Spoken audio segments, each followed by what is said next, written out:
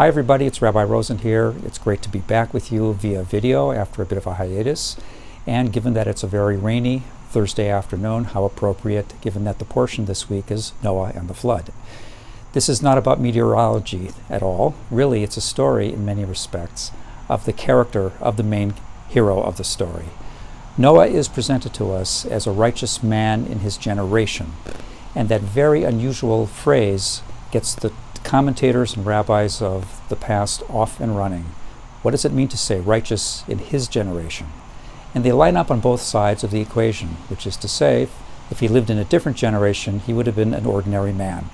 Or, in any generation, Noah was a standout. He was an unusually good guy.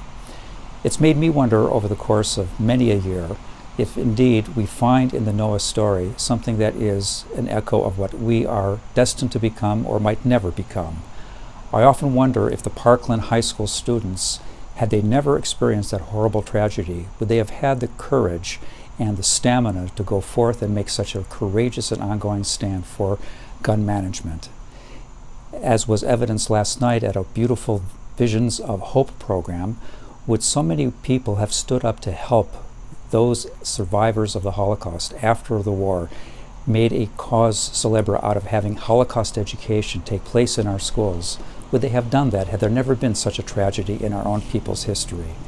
We may never know, and probably couldn't know, what would make any of us stand up and be unusually good in any given situation.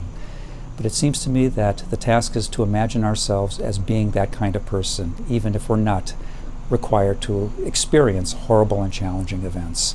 To imagine ourselves standing up for that which we know is to be right, with Torah and Jewish values as a guide, to do the right thing even if forces don't force us to do so.